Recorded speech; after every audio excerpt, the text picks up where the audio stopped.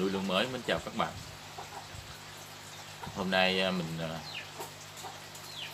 cũng nằm suy nghĩ về vấn đề ấp trứng lương mà bị hư á các bạn. Chiều rồi thì một số bạn cũng chia sẻ comment với mình đó, là nói là trứng lương sao mà ấp thường hay bị hư. Thì mình cũng suy nghĩ ra một cái phương pháp ấp mình làm thử đó các bạn.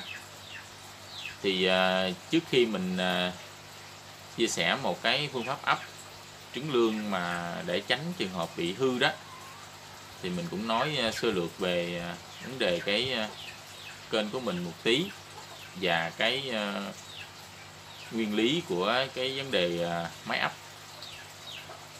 trứng lương đó các bạn.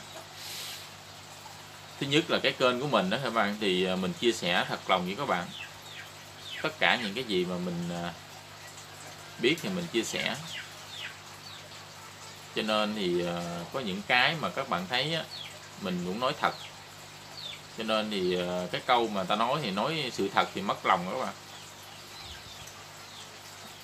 Thì có một số bạn thì cũng chắc có thể là không thích, cho nên là các bạn sử dụng cái tay chỉ xuống đó, thì mình cũng được cái 3 cái tay chỉ xuống. Nhưng mà thật sự thì mình cũng không có nói gì để mà ảnh hưởng tới các bạn. Thì thôi thì số chỉ xuống là một ít thôi. Còn các bạn thích thì các bạn nhớ bấm cái tay chỉ lên giùm mình, để mình cố gắng mình làm những cái gì mới hơn nữa, rồi mang lại lợi ích cho cái nghề, đặc biệt là cái nghề nuôi lương nó ngày càng phát triển. Trở lại vấn đề mình nói về vấn đề nguyên lý của vấn đề máy ấp trứng lương á, thì các bạn cũng nhìn thấy một số cái trang trại người ta ấp, và các bạn cũng thấy rồi, cái nguyên lý của nó là làm cho cái trứng nó đảo đó các bạn. Có nghĩa là cái trứng nó phải không nằm ở một vị trí nhất định, là nó phải đảo. Như vậy thì nó đảo như vậy đó là nó sẽ ít có bị ở yên, và nó sẽ không bị nấm thủy mi tấn công. Sự va chạm đó thì nó làm cho một cái quá trình thụ tinh trong trứng á, nó xảy ra nhanh hơn nữa. Và một cái lợi thế của máy ấp nữa là sau khi nở xong, những con nào mạnh thì nó sẽ theo cái lượng nước tràn ra ngoài, và nó đi vào một cái nơi, một cái khay khác để mà mình lấy cái thu cái trứng, cái con đó để mà mình nuôi đó, để mình đem về mình ươm lại. Có nghĩa là mình thu trong vòng 1 ngày thì trứng nó nở ra con nó bao nhiêu thì mình lấy 1 ngày đó, thì sau này cái khay đó hoặc là cái chậu đó nó sẽ có cái lượng số con lương giống nó bằng nhau, ít có chênh lệch. Rồi ngày hôm sau thì người ta lại thu tiếp một cái khay khác các bạn. Thì đó là mình áp dụng cho những người mà trang trại, người ta thu trứng một lần như vậy là có cả là nửa ký, 1 ký trứng, thì người ta ấp bằng cái đó. Thì các bạn thấy rằng cái quá trình nở của nó một lần ra thì nó rất là nhiều, hàng ngàn con. Còn đối với một số cái người dân đặc biệt như mình, thì mình làm cái mô hình để mà mình cho trứng nở đó, ấp trứng lương đó, thì mình đâu có được là bao nhiêu trứng đâu các bạn. Mình thu thì có khi là 2-3 ổ, có khi là 1 ổ nữa. Tất nhiên là 1 ổ trứng đó, thì số trứng nó không là bao nhiêu cả, vài ngàn đó, 1.000 hoặc là dưới 1.000. Như vậy thì nếu mà mình mua cái máy ấp thì số lượng trứng của mình nó không đủ để mình sử dụng cái máy ấp. Cho nên mình mới suy nghĩ được là mình tìm ra cái cách để mình ấp làm sao để cho nó ít bị hư trứng. Nhưng mà mình cũng nói thật với các bạn luôn là mình mới thử nghiệm nha. Cho nên bạn nào muốn làm thì làm, còn không làm thì các bạn đợi khi mình có kết quả tốt thì các bạn hãy làm, lúc đó chưa muộn ha các bạn. Thì hôm nay mình sẽ chia sẻ với các bạn là cái máy ấp trứng đơn giản nhất, và hiệu quả thì mình chưa biết ha. Đơn giản nhất mà ít tốn kém nhất, nó khoảng 20.000 thôi là các bạn được một cái máy ấp. Nên mình chia sẻ các bạn gì ha các bạn. Các bạn đừng nói là mình làm chơi chơi, nhưng mà các bạn nên xem hết rồi các bạn có áp dụng thì áp dụng thử ha.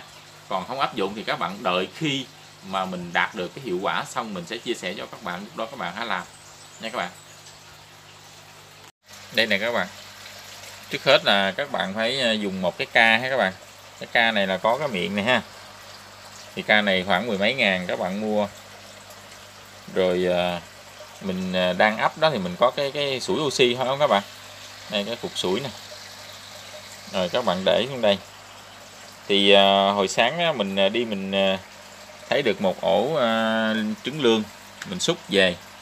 Mà bữa nay á, mình xúc luôn cái lúc mà nó còn màu trắng luôn ha các bạn. Các bạn nhìn thấy trứng màu trắng không? Đây. Đấy, trứng màu trắng nha. Tại vì mình làm thí nghiệm cho nên là mình xúc cái trứng màu trắng ha, mình làm thử nghiệm để xem coi mình ấp nó có nở hay không. Tại vì thường là các bạn nói là mình với mình là trứng mà mình xúc mới quá đó, có nghĩa là mình xúc sớm quá thì thường là mình ấp nó bị nấm thủy mi, hoặc là nó không nở, nó bị hư. Đó thì mình biết là do cái trứng mà các bạn ấp mà mình để thao đó, thường là trứng nó nằm im một chỗ.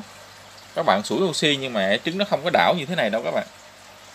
Cho nên đó, mình thấy rằng nếu mà mình ấp như vậy thì tương lai nó có thể nó bị nấm thủy mi, do nó không có đảo trứng được. Mà nguyên lý của cái máy ấp là nó phải trứng nó phải đảo như thế này đó các bạn. Cho nên mình hôm nay mình suy nghĩ ra cái ca này và cái cục sủi này mình bỏ vào. Đấy, mình có tới hai cái phương pháp ấp là nghe các bạn. Phương pháp ấp này là phương pháp thứ nhất là mình dùng cái cục oxy mình sủi.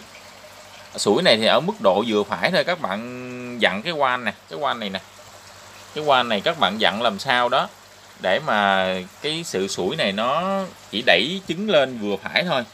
Các bạn dùng, nếu mà xài mạnh quá, các bạn dùng cái sủi mạnh quá thì có thể là nó làm trứng mình tổn thương ha, nó làm chày vỏ này nọ đó.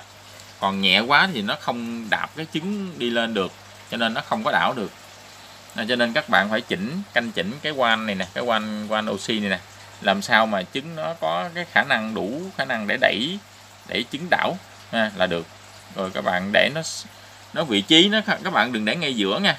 Vị trí nó các bạn để qua một góc một bên thì nó sẽ làm cho cái nguồn nước xoay. Nguồn nước xoay thì nó sẽ làm cho trứng nó đảo liên tục.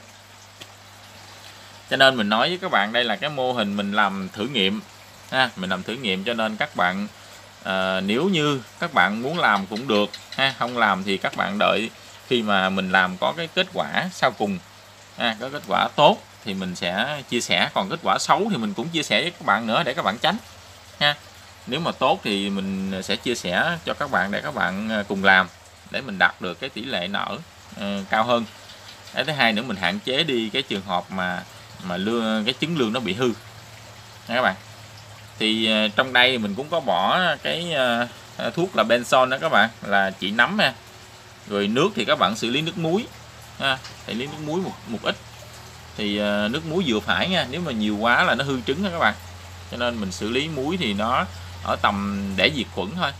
Còn cái benson đó là diệt nấm, cho nên các bạn có thể bỏ vào.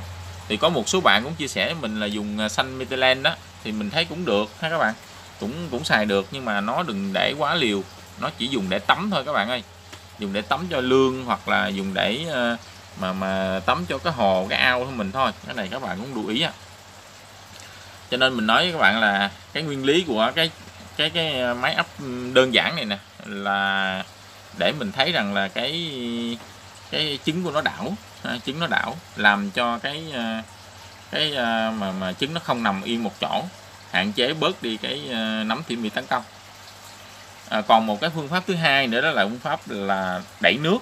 Đẩy nước có nghĩa là cái ống này không phải là ống thổi hơi nữa mà là phải ống thổi nước nha các bạn. Mình cũng để ngay cái vị trí này luôn, nhưng mà đó là phương pháp thứ hai. Mình sẽ làm sao mình sẽ chia sẻ với các bạn làm sao mà trứng này nó đảo liên tục nó đảo liên tục như vậy thì cái khả năng nở của nó chắc có thể là cao hơn. Đấy.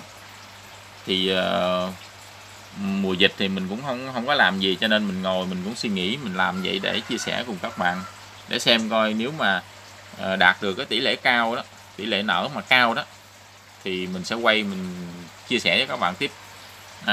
Thì một ổ này khoảng là 400 trứng thôi các bạn ơi. Tại hồi sáng mình đi mình thấy rồi mình vớt xong mình vớt sớm luôn. Tại vì vừa rồi đó một ổ nó bị hư nữa là lý do là mưa cái nó sụp ổ xuống, trứng nó chìm. Rồi qua ngày hôm sau thì nó không có vớt lên, nó vớt lên chừng 10 trứng vậy đó ha. Xong rồi nó bỏ luôn. Cho nên mình thấy uổng quá, mình thấy cái ổ này mới đẻ mà mình sợ mưa cho nên mình vớt luôn. Mà vớt trứng trắng như vậy đó thì các bạn thấy là mình đem đi ấp thường hay hư. Cho nên mình mới nảy sinh ra cái ý là mình xem coi mình ấp cái trường hợp đảo như thế này coi nó có kết quả hay không.